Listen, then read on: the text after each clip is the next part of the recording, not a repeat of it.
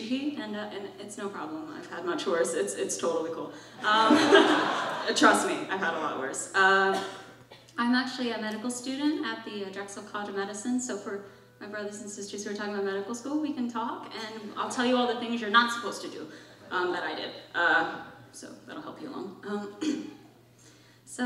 Before coming to Drexel, I thought I had my life more or less under control. I was on a track towards my dream profession. I had a new haircut, a new attitude, and I thought I was on good terms with God.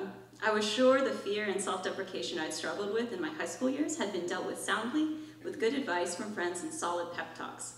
I thought I was good. Not quite so, it turns out.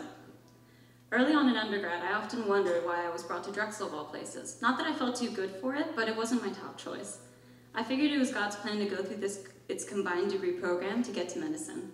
But I believe his true purpose was for me to find a spiritual home, a term I had heard for the first time in a sermon at GCC, and one I usually associated with hippies and bongo drums. Through GCC, I struggled with and knelt before God. Classes were rigorous, I had trouble staying afloat, and it left me feeling like an idiot. Psh, medicine, what was I thinking?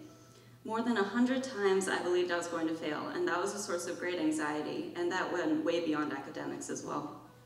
It was a trigger to a downward spiral of negativity, self-isolation, and the ultimate underlying notion that not only was I not good enough, but that there was something inherently wrong with me, and that's why I was never quite in shape, why I lost friends, why I hurt more than I helped, and why no guy seemed to give me a second glance. That I wasn't anything special, and that I never would be. But throughout these spiraling years, I also learned of the abundance of God's love and the multitude of ways it could be expressed and how it could pull me out of this downward spiral.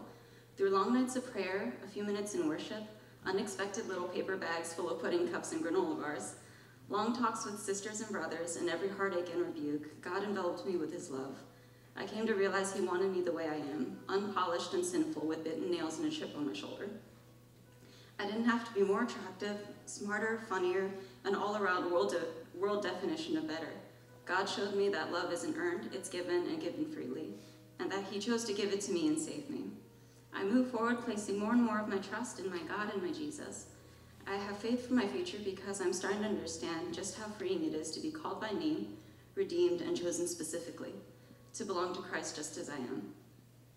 To my sisters and brothers, thank you so much for always taking the time to listen to me ramble and for making me feel appreciated and cared for. I've never known affection like I have felt here, and I never knew until I got here how someone offering me food could be so encouraging and such a powerful gesture of love. Thank you for praying for me, for standing up against myself for me, and for holding me even with snot dripping down my face because I cry ugly, and God's word has a way of punching me in the feels. So thank you.